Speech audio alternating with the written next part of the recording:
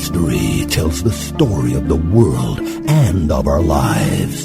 Sometimes that history goes bump in the night.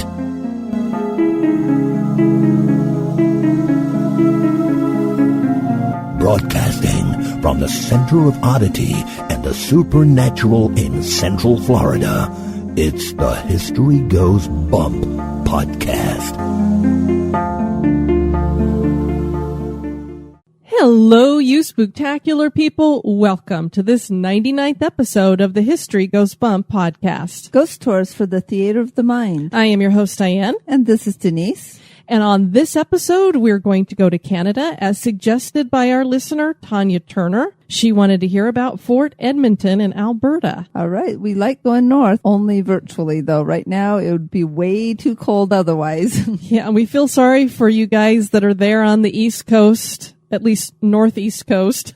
You guys are really getting slammed. We've been seeing all the pictures on Facebook of our listeners and such, and wow, lots and lots of snow. We remember those days back in Colorado. Yes, we do. Denise, we do want to send a special thank you out to our Spooktacular crew for always being there to have our back and such. We got a rather scathing and lengthy negative comment, which not only attacked the show, but us personally over on our website. And so we shared it with the Spooktacular crew, and you guys just did your best to make us feel good and all that stuff. And Denise, we always get a lot of great comments about the show and people telling us how much they love it, but it's always those negative ones that for some reason, I guess it's because we're human, stick with us. But this individual had listened to 16 minutes of the show and basically judged us on just 16 minutes of a show. Well, I think what was tough is that they said that we disregard negative feedback, and it's not a disregarding of the negative feedback, or I don't want to say, they were calling it feedback. So I don't want to say negative, but something that they didn't like about how the show was done. But it's not that we disregard that. They didn't like too much chatter, again, or talking besides just the topic. But the whole thing is that is History Goes Bump, and we don't disregard their feedback. Sometimes the answer is no. Exactly. You know, we are changing the format up a little bit. What we're going to do is move reviews to the end of the show. So if you're like, where did the reviews go? They will be coming, and we will be stretching things out. If you don't hear your reviews or necessarily your comments on this show, they'll probably be on a future show because we don't want to pick and choose who we talk about on the show or what we include on the show. So we're going to try to make it so that it's not quite so lengthy here at the beginning, but we have a lot of people who absolutely love the personal feel, and that's what makes us unique. And that's really what the Spooktacular crew was saying, is that they liked that it was about the community of History Goes Bump. So History Goes Bump is not just Diane and myself. It's not haunted places. History Goes Bump is the community of listeners that spend time talking about haunted places and different things. And so we will never get rid of that, because personally, I don't even think I'd want to do the show if we just got on here, read a ghost story or two, talked about a haunted place and went away and didn't really interact with those people that we have gotten to know so well. Well, believe me, Denise, it would save us a ton of time if we didn't answer every comment, every email, every tweet, if we didn't pay attention to the people out there. Time. That's not who we are. So it's not going to happen. Yeah, so just for the good news, there will be more meetups in 2016 and more fun and more contests on your way. And if you want to know more about the show, you can check out our website at historygoesbump.com. Denise, if people want to send us feedback, where can they do that? They can do that at historygoesbump@gmail.com. And we have a fabulous email that I'd gotten about a guy's personal experience that he had. He's a skeptic, but he had a strange dream. We're going to save that for the end of the show as well, because he's wanting some feedback about it. So we're going to share that and get some feedback from the listeners about it. And also at the end, we are going to have a little announcement about a design contest that we are running. So you'll want to stick around for that as well. We want to thank Alexis, who's with the Grand Rapids Ghost Investigators. She sent us an email with a video that they did of an investigation that they conducted at St. Cecilia Music Center back in November. She saw our show and said, hey, we were out there, and they're going to be out there again, I think in February, she said. So what I did is I took their video and I put it up in the show notes for St. Cecilia Music Center, which you can find over at our blog. All you got to do is click on the blog tab on the website and you'll be able to find that. That's episode 98. Julie Rasac, who's with the Ghosts of Grand Rapids Tours and co-wrote the book of the same name, joined me, Denise, for our last haunted true crime. And it was an awesome episode. So we put that out for our executive producers, $5 a month. You can get access to that one and all the other ones. And we also have something else that we're noodling around for people who are at that $5 and above level, maybe a quarterly virtual meetup kind of thing. So we might be adding that to the roster. We got some comments on the website, Denise, to share with people. And this one is from Amanda Silva. Hello, Denise. Hello, Diane. I recently left a post on the Facebook page. I wanted to say thank you so much for replying to my comment. It was truly great to receive a response. Most comments on fan pages never receive comments, let alone actually read by the owner, usually just a number to most. Then you two blew my socks off. You mentioned me on the show. Wow, I was so excited I stopped my work and had my whole team at work listen. You could say I was starstruck. Truly made my day. So happy I teared up with joy. Thank you. Also, you'll both be glad to know I have a few coworkers listening now. I love the paranormal and history. Your podcast is the best of both and has completely inspired our next road trip, Haunted California. Muhahaha. I'll be sure to let you know where it takes us. And so thank you for sharing that, Amanda, and welcome to your fellow coworkers that are listening now. Michelle Dupree said, I'm late to the party because I just found you guys. I'm on Facebook with the Spook Crew. I love your podcast. I did find something interesting to add. And this is about the Biltmore estate that we did. Oh, I can't remember what episode that was. But she said, you guys, I think, mentioned that the Vanderbilts lost all of their fortune, which we did. Actually, what I found is that Gloria Vanderbilt did have her inheritance, a large one at that. I believe her mother did a bit of squandering while she was in charge of it. And when Gloria Vanderbilt came of age, she cut her mother out and gave the amount that had been going to her mother to some charity for children. Oh my. She had even been removed from her mother's custody. It's a huge custody battle, Whitney versus Vanderbilt. She also had some financial misfortune because she had a lawyer who cheated her. Anyways, I thought it was very interesting because she is a successful artist and designer. And then she added a few more messages. We were talking a little bit about how Anderson Cooper, she said, you're not getting any inheritance. You've got to do it on your own. And he was glad that she had done that because he got to where he was all on his own. And she apologized, Denise, for bombarding us with so many messages, but she's a stay-at-home mom. So we completely understand. Occasionally, you just need to get that activity with adults out there. Like she considers us adults. Okay, and this next one is from O'Reilly. Hey, Denise and Diane. I've been listening to your podcast for a few weeks now, along with my regular rotation of a few others. Listening, I had almost forgotten how obsessed I was with history. I've been looking for something since my marriage ended, and it finally clicked. I never felt so whole as when I was learning something new. Because of yours, along with a few other podcasts, have convinced me. I'm finally taking the steps to go back to college and share my passion for history with others. I've enrolled to get my teaching degree. Growing up down the road from the Crescent in Eureka Springs, Arkansas, my hometown being directly attached to a Civil War battlefield, I've always had a passion for the past. Thank you so much for reminding me of that. Keep it up, ladies. I appreciate all you do. And then this from Jerry. I found your podcast around the time you did the Peoria State Hospital. I've been downloading and listening to your past shows since then. I really enjoy them all. Keep up the great work, ladies. Vicky says, I'm a newcomer to the podcast. Enjoy it very much. I enjoy history, and your podcast allows me to become a part of it. I like to listen to you late into the night, so look out. Make sure you have the lights on if you're doing that. Thank you for all your research and hard work. Well, thank you, Vicky. And Dee said, I listen to your podcast at work. Here's another one. At night. The only one in the office, and the only light on is the one directly over my desk. There is no way.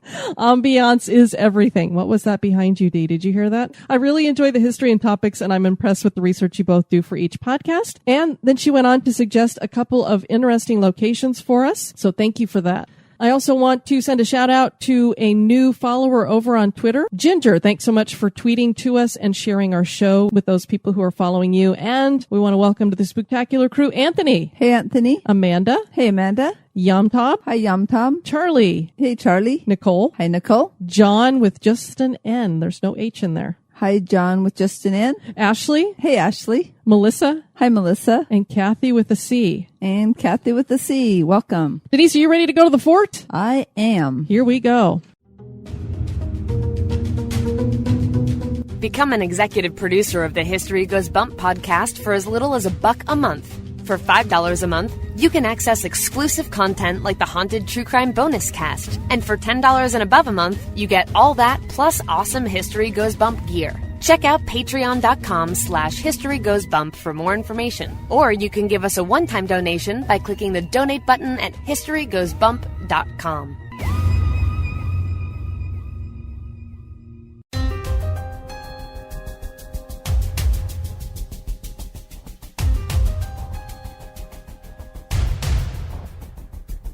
History is full of oddities, curiosities, mysteries, and the truly bizarre. Welcome to this moment in Oddity.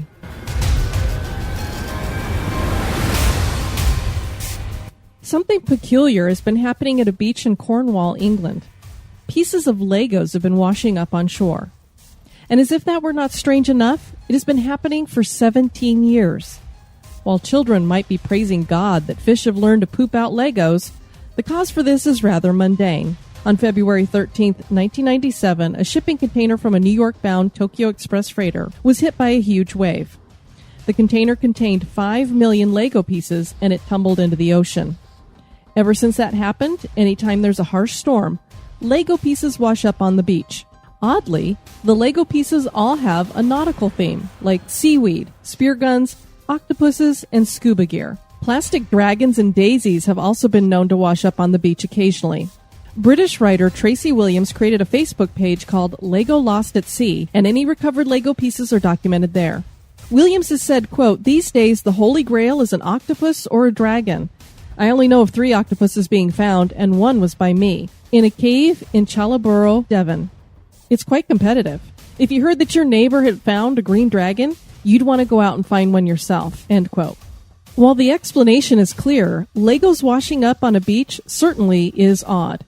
And we would like to add that since we are featuring a haunted site in Edmonton, Alberta, Canada today, we should mention the website oddmonton.ca that features oddities and curiosities in Edmonton.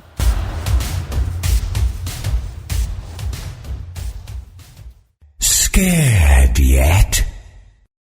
Boo!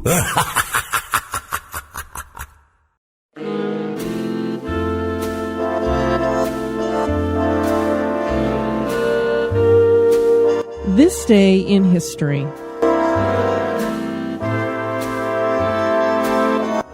And this day in history is by Jade Lewis. On this day, January 25th in 1890, Nellie Bly arrives in New Jersey after her 72-day trip around the world. Nellie Bly was the pen name of American journalist Elizabeth Cochran Seaman.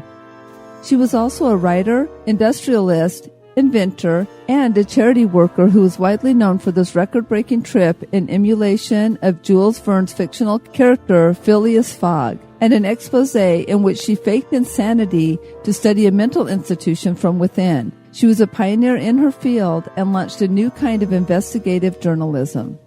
In 1888, Bly suggested to her editor at the New York World that she take a trip around the world, attempting to turn the fictional Around the World in 80 Days into fact for the first time. A year later, at 9:40 a.m. on November 14, 1889, she boarded the Augusta Victoria, a steamer of the Hamburg America line, and began her 24,899-mile journey. She brought with her the dress that she was wearing, a sturdy overcoat, several changes of underwear, and a small travel bag carrying her toiletry essentials. She carried most of her money in a bag tied around her neck. The New York newspaper, Cosmopolitan, sponsored its own reporter, Elizabeth Binsland, to beat the time of both Phileas Fogg and Bly. Binsland would travel the opposite way around the world. To sustain interest in the story, the World organized a Nellie Bly guessing match, in which readers were asked to estimate Bly's arrival time to the second, with the grand prize consisting at first of a free trip to Europe and, later on, spending money for the trip. On her travels around the world, Bly went through England, France, where she met Jules Verne in Amiens, Berdinsky, the Suez Canal, Colombo, Ceylon, and the Straits settlements of Penang and Singapore, Hong Kong, and Japan.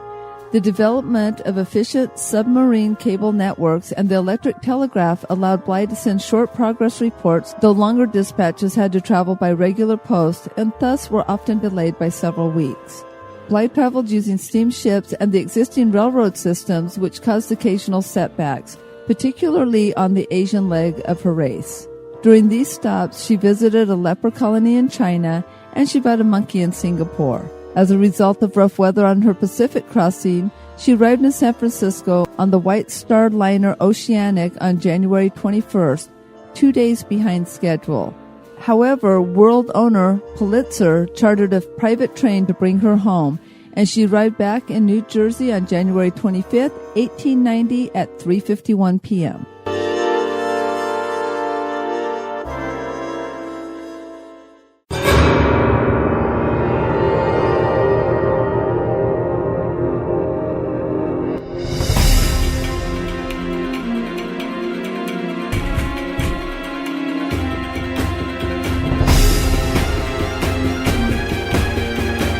the History Goes Bump podcast.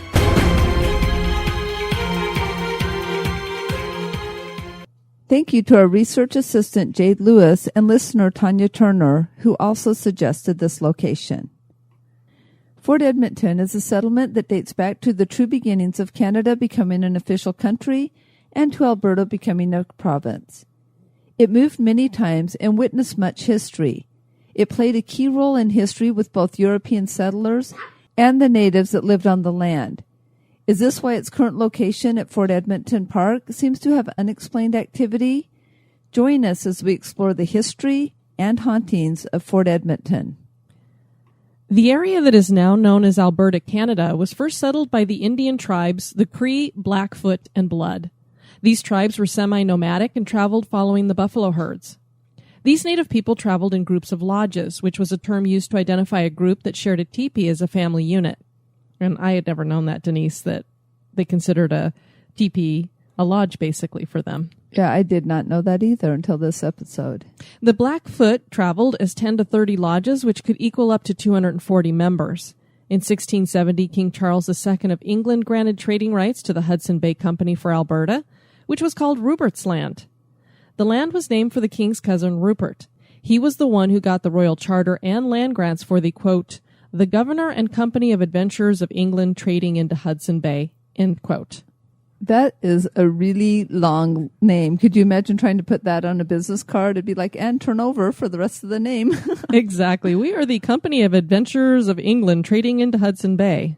The Hudson Bay Company's much better for sure. I definitely think so. The Hudson Bay is considered the Great Inland Sea. The Hudson Bay Company named itself for the sea, and they made it a practice early on to build their forts near the water. They would trade with the native people there, exchanging metal goods like knives and kettles and special items like beads and blankets for fur pelts. In the late 18th century, the company was forced to move operations more inland. It is believed that Anthony Henday was the first European to explore Alberta for the Hudson Bay Company, but that was not until 1754, so they got the charter in 1670, but it took them until 1754 to actually follow up with that. Sounds like our current government. Yeah, typical government. Before him, French fur traders more than likely had come, and many had intermingled with the Indian tribes, creating a new race known as the Métis. The Métis would go on to establish itself in present-day Manitoba. Today, there are approximately 400,000 Métis in Canada. The word Métis is French for mixed. A rivalry began with another company called the Northwest Company, when they built a fort in the region in 1778. They fought over territories and trading for years. Finally, in 1821, the Hudson Bay Company absorbed the Northwest Company. The early history of Alberta is tied heavily to this fur trading. Alberta eventually became a province in 1905. The town of Edmonton was selected as her capital. The city of Edmonton was an area bought by the Canadian government from the Hudson Bay Company in 1870. In 1892, Edmonton would formally be incorporated as a town.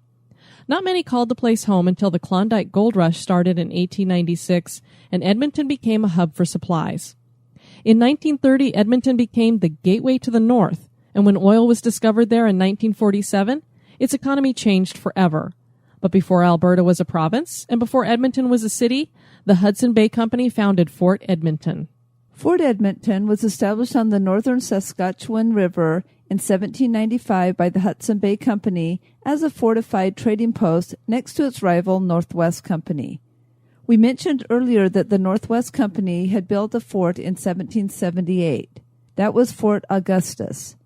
Due to the competitive nature of both trading companies, it was said that the two forts were built a musket shot apart in distance. Wow, that makes it a little bit more convenient to shoot at each other, I guess. I guess so. It's like, hey, we don't like the competition. We'll just, I don't know. Different way to do business. I was going to say, can you imagine businesses that way nowadays? McDonald's would be shooting over at Burger King. Oh my gosh, especially since they're usually right across the street from each other. Yeah.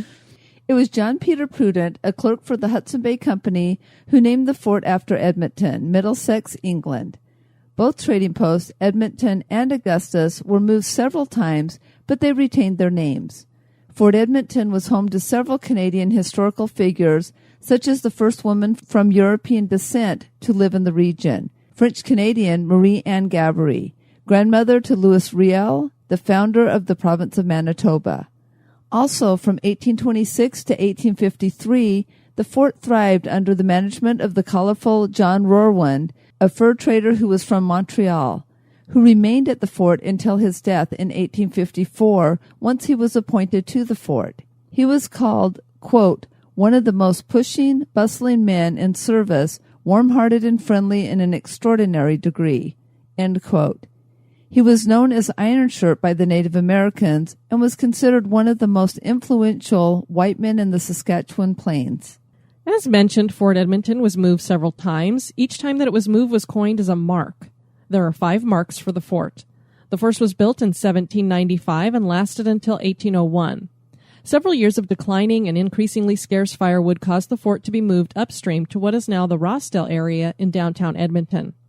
The second mark was built in 1801 and lasted until 1810 when it was moved to the mouth of White Earth Creek, 100 kilometers northeast from the modern city of Edmonton, to Smoky Lake, Alberta, and the third mark was built. This one stood from 1810 to 1812. The Indians would not trade at this location, and so it was moved again. Wonder why they didn't want to trade there. It must have been something about not being near the water, or... Yeah, I'm not sure. It's like they were trading with the other ones, just not that one. Yeah. The fourth mark stood from 1813 to 1830. At that time, the 2 forts returned to an original site, and then in 1821, the Hudson Bay Company merged with the rival Northwest Company, and the Fort Augustus name was dropped. Finally, in the 1830s, the 5th and final mark of Fort Edmonton was completed. The fort had to be moved to higher ground after severe flood, and it is this site where the Alberta Legislature building now sits. Through the years, several noteworthy explorers came through or stayed at the fort. James Sinclair, son of the Hudson's Bay Company president, twice led large parties of settlers halfway across Canada, from the Red Valley to the Columbia Valley. In 1859, the 9th Earl of Southex visited on his way to the Rocky Mountains, hoping that the fresh mountain air would improve his health. From 1870 to 1885, the fort was under the threat of Indian warfare quite regularly. The Cree chief, Maskipitan, was killed during a battle with the Blackfoot. 15 years later, the fort was in the middle of the Northwest Rebellion. The Edmonton telegraph wire was cut, and settlers went behind the old wooden palisade, but luckily they were not attacked. In 1915, the fort was demolished. The fort was reconstructed in 1966 as a way for families to enjoy the history and named Fort Edmonton Park. Tanya shared that the fort has streets named after historical dates in time that represent the different periods of 1885, 1905, and 1920. People can take a train or the old streetcar for a ride. They can stroll leisurely or stop to have a bite to eat. They have delicious ice cream and treats, and there is a visitor center when you first walk up to the park. The fort was built from materials spanning all the marks. Buildings from the other periods were found and moved to the parks as well. For this reason, people believe that it has caused spirits to be attached to Fort Edmonton Park.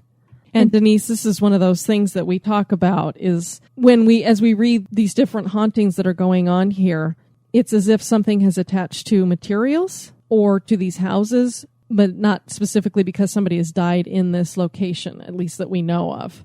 Right, that they just come with whatever material was brought or maybe even followed a person there and then just kind of stayed too. And I have to say, I'm kind of confused when we talk about the materials that were used for each of the marks, because I don't think that these were materials that actually are from those actual forts. I don't know for sure, but it didn't seem to me like these were. So I don't know that the fort has anything that's attached to it because it used the wood from a previous fort. Oh, that's a good point, Diane. In 2003, a group was visiting the Fort Edmonton Park, and they were touring the Firkins house. Dr. Firkins and his family built the home in 1912. It is Edwardian in style. As the group took a picture near the Firkins children's bedrooms, the pictures revealed the image of a purple-eyed figure sitting on the bed after it was developed. Also, the group saw a small boy playing with a red ball. There were no children in the group, but no one felt it was a threat. The boy has also sometimes been described as a teenager. Haunting experiences started with the Firkins house back when it was first moved. Rumors were already being whispered that the home was haunted. When construction crews moved it and restored it, they claimed that their tools were moved around or went missing and that window panes would go up and down unassisted. What is responsible for the hauntings is unknown. The Firkins had daughters and no one had died in the home. So there's this legend that goes with Dr. Firkins that supposedly he was this evil, weird guy that had tortured his son until he died.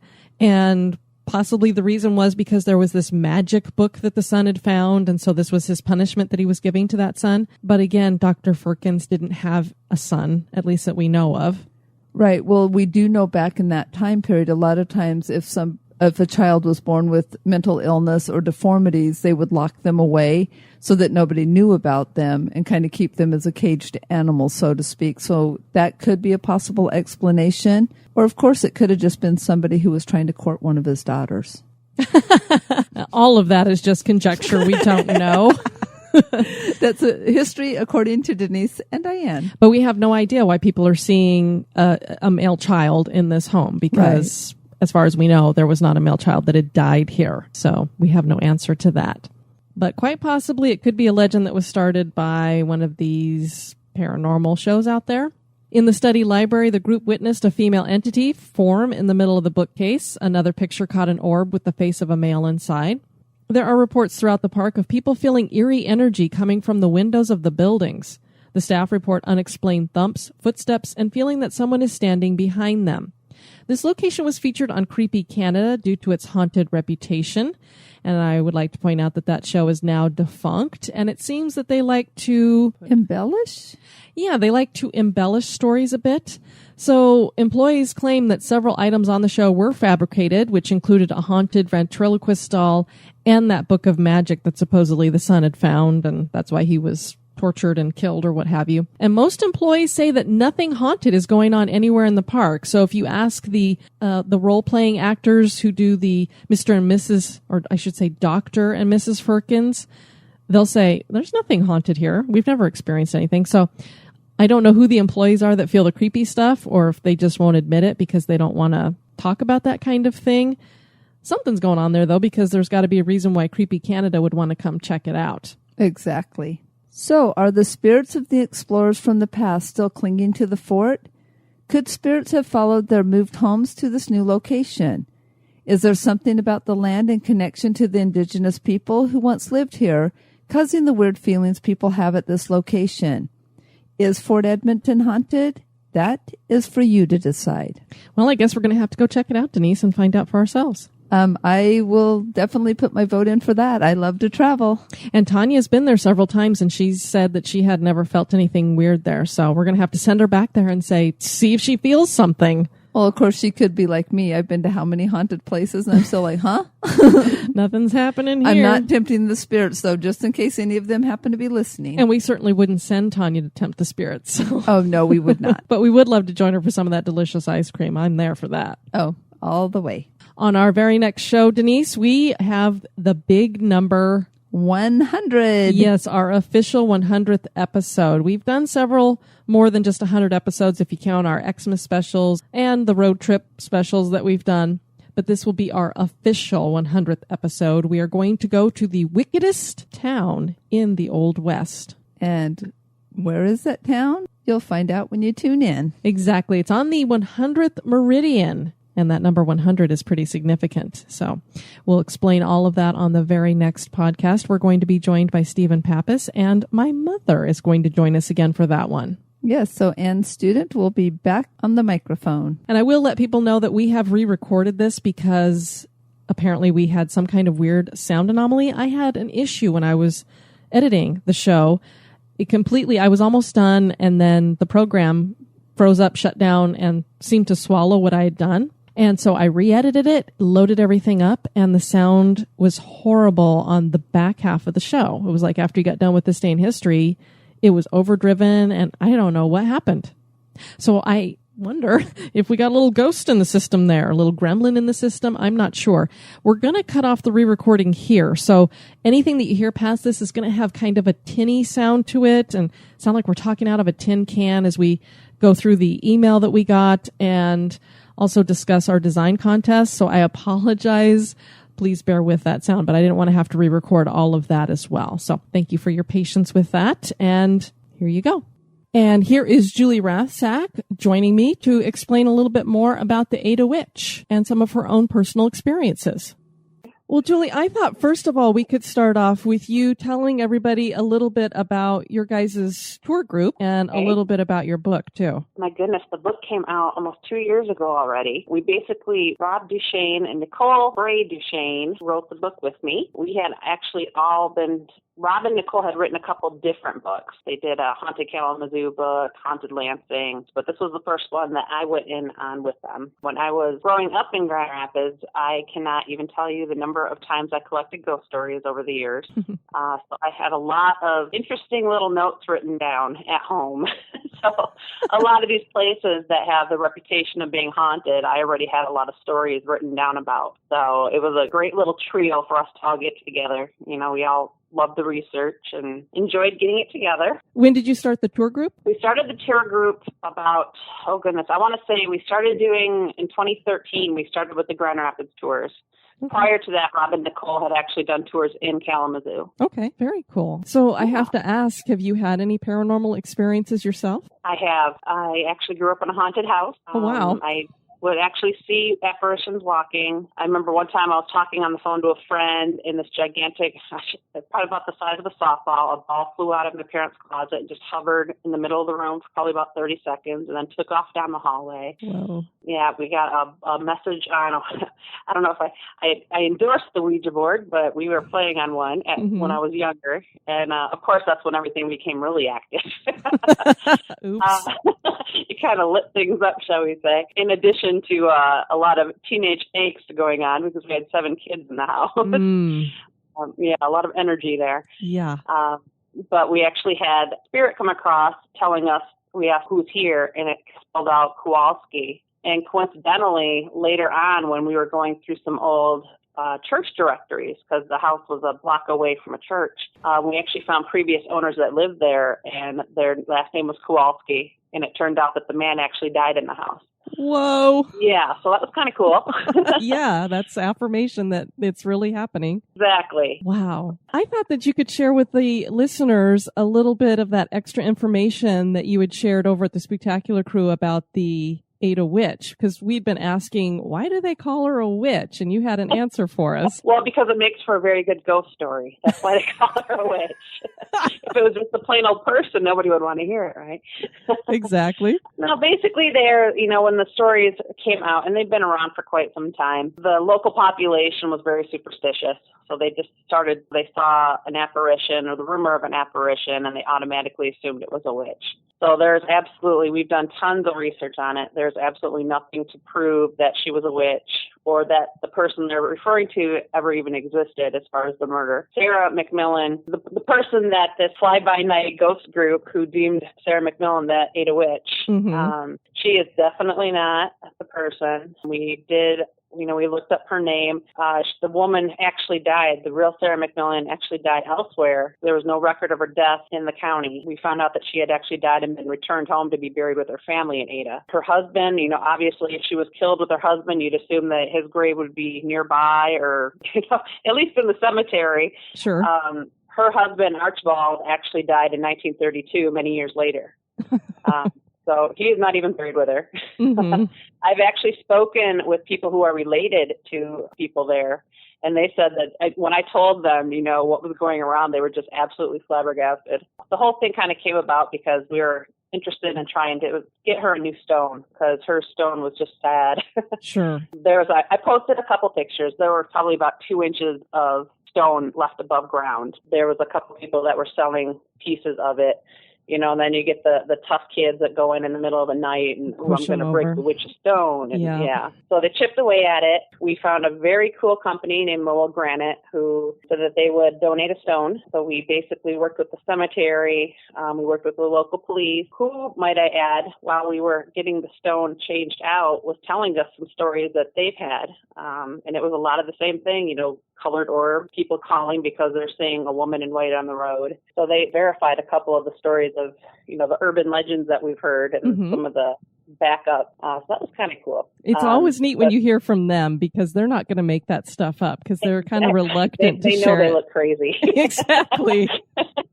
But no, they definitely clarified a couple things and verified some. And well, it was very cool that you shared those pictures, and it looks like the company who installed it, they made sure to put it really deep into the ground so that... They told us that they had put over, I believe they said that there was like 2 feet of cement underneath it. And they made sure that puppy was in there. It's not going anywhere anytime soon.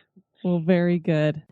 Before we end the show, Denise, we do want to share an email here, and we do want to get listeners' feedback on this. We got this from David. He said, I've been listening to your podcast and others. I like it, and it seems to me that many of the alleged encounters and things like portals must deal in metaphysics. So let me tell you this true but factual story. I was a skydiver for about 10 years. In September of 1985, there was a plane crash in Jenkinsburg, Georgia, in which 17 friends of mine were killed when the airplane lost power at about 600 feet.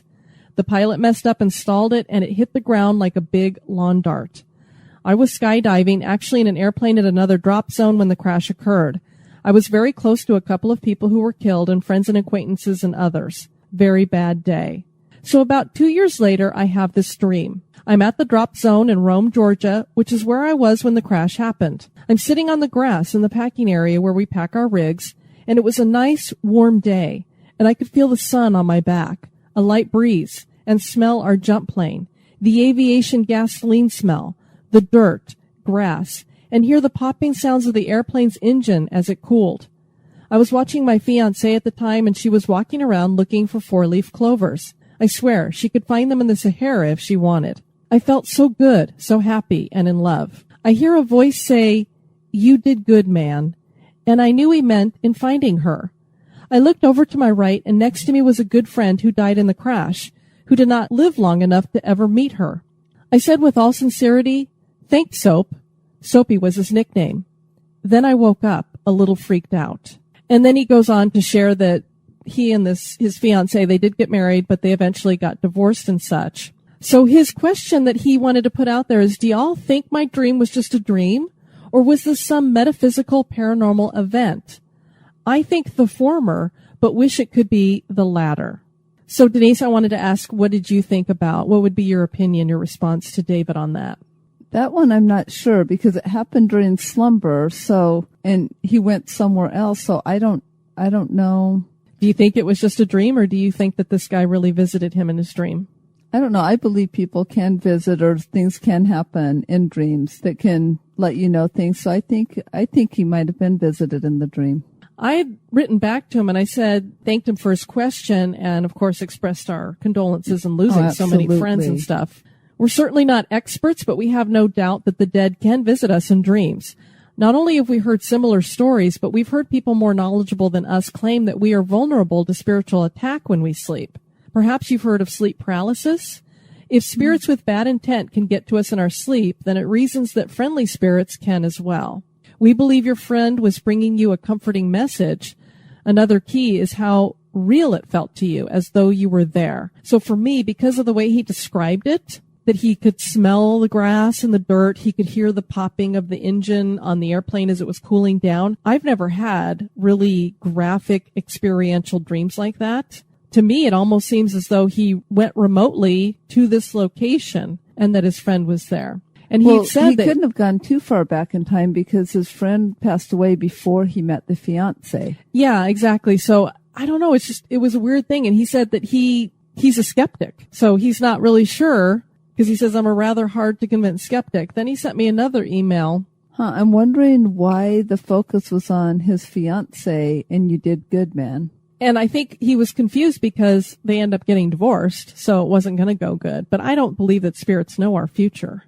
Well, he said that Soapy had a girlfriend who had graduated from Georgia Tech with a chemical engineering degree. She was named Ann Boleyn. She was decapitated in the crash, which is kind of weird because that's the same name as King Henry VIII's wife, who he had decapitated. Oh, that's Isn't that weird? Very weird. And he says, I think if this was something other than just a vivid dream, then that does give me more hope of some kind of afterlife beyond the Christian ideas of heaven and hell. And then he went on to say, but if you all remember the crash of Eastern Airline Flight 401, a supposed ghost who was one of the flight crew supposedly said to someone, there will never be another crash of an L1011, the airliner designation. Well, he was wrong. Delta Flight 191 went down just short of the runway at DFW. So this, if true, gives me doubt. I guess in the end, it's all kind of moot. We'll all find out sooner or later ourselves, but wouldn't it be wonderful if we could zoom through space and time, find out what happened really to Amelia Earhart, one of my heroes growing up, or the Navy blimp L8, maybe see Saturn, Jupiter, etc. close up. And, just kind of going with that, where our beliefs come from, because I don't think things are foretold in the future, but I think people can come back to us regarding the past because the future hasn't happened yet. And I know Diane feels the same way. So I wouldn't give up hope just because that whatever was said by that spirit was wrong about the crash, because that was a future crash. If they'd been wrong about a crash in the past, then maybe.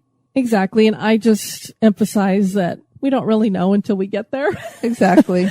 And apparently we aren't able to come back and very specifically tell people exactly what's going on. Kind of like we say a UFO needs to land on the lawn of the White House for us all to believe that UFOs exist. Same thing, if a ghost is going to tell us exactly what happens in the afterlife, it's going to have to be a press conference in the White House or some location like outside of St. Peter's Basilica or something in Rome. Or Why would it have to be at one of those places? Why couldn't it be at Walt Disney World?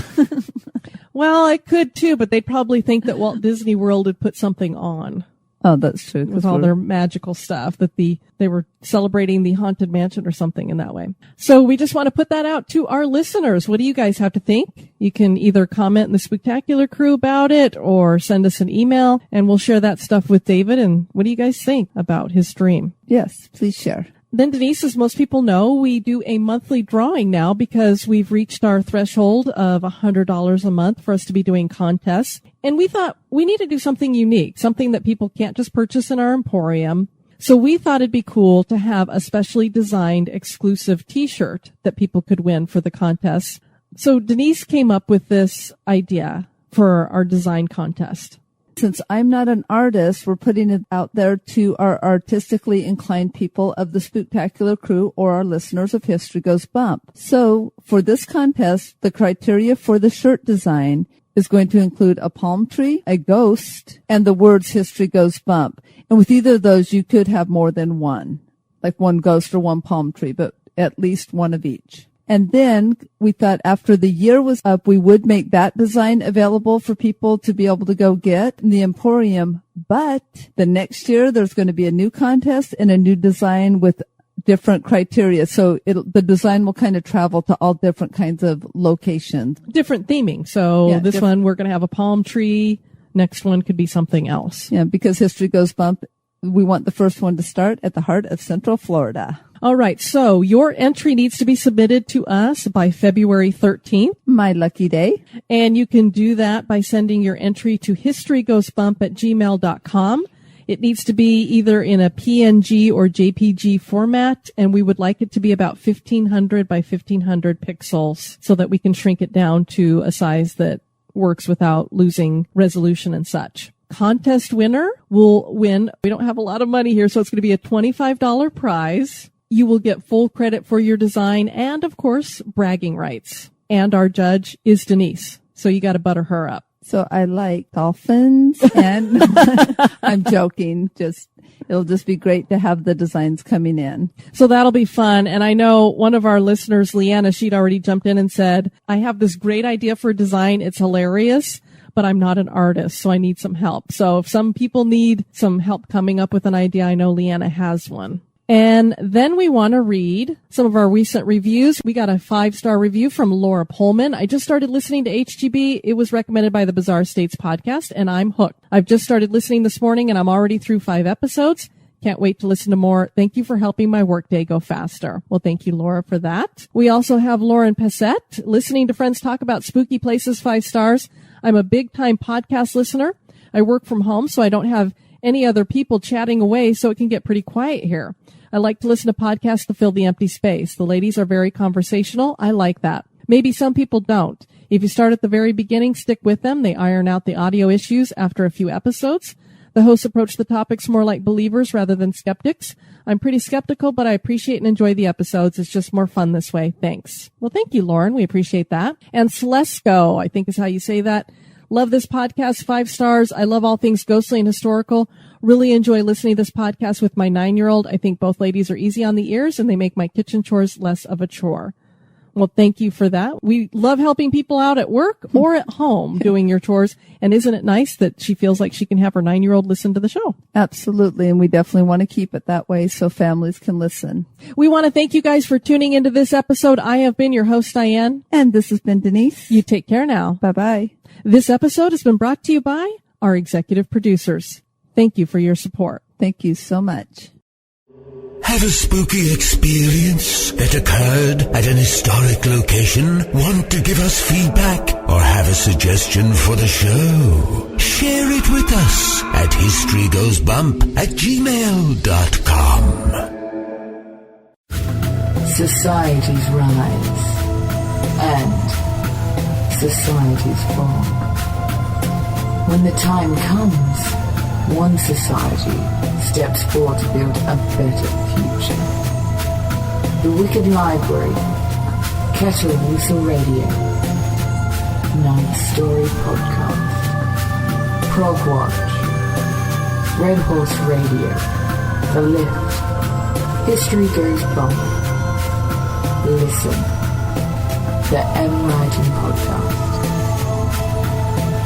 Society 13, Rebuilding Society, one podcast at a time.